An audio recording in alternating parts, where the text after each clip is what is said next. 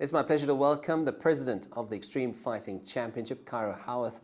Cairo, thanks very much for your time. Let's talk about EFC, the Extreme Fighting Championship. Give us an idea of why you think it's been so successful. I think there's quite a few factors that come in. I think the sport itself is just really fun to watch and easy to understand. It's not complicated.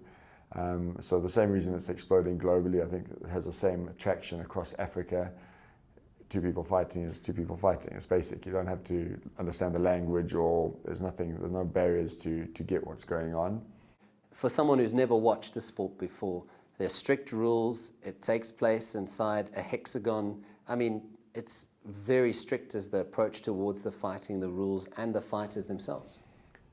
The athletes are exceptionally high caliber athletes. The kind of training that they do to get to the EFC level is unbelievable. You know, you look at, everyone aspires or looks up to Olympians, which are great athletes. But you look at an Olympian in judo, or an Olympian boxer, or Olympian taekwondo, or Olympian wrestler.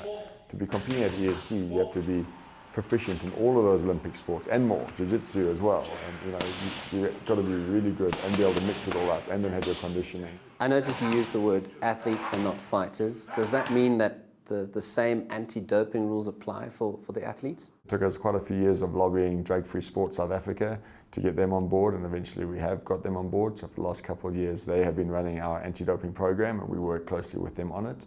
And it's been brilliant for us. It's great. You know, in the end, there needs to be level playing fields, and the only way you can do that is to try have as little doping as possible. We're realistic with it. We understand that in all sport, professional sport, it is a thing. You know, all athletes try to get an edge over each other, but we need to try to keep it as safe and as fair as possible. I mean, in terms of viewership, I know you've got a viewership across Africa, but in South Africa, what's the numbers like in terms of people watching the EFC?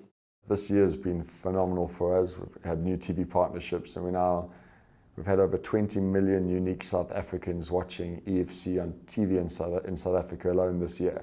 So that's over 1 in 3 people in the country has watched EFC, and that makes EFC the second most watched sport in the country after football. So it's been fantastic for us, amazing, and we're hoping to replicate that across Africa. I know that you do have a lot of female athletes who are contesting at the moment, but is that sort of an area you would like to grow? Yeah, for sure. I think from a viewership point of view as well, we are slightly male skewed overall, and our feeling is this kind of content is should be broader appealing, more broadly appealing. We want to be the second most watched sport across the continent, and in order to do that, we want to get the female audience, watching more as well. Could we see in the near future the EFC in a place like Angola, Kenya, somewhere else like that? Definitely, most definitely. We're in chats with.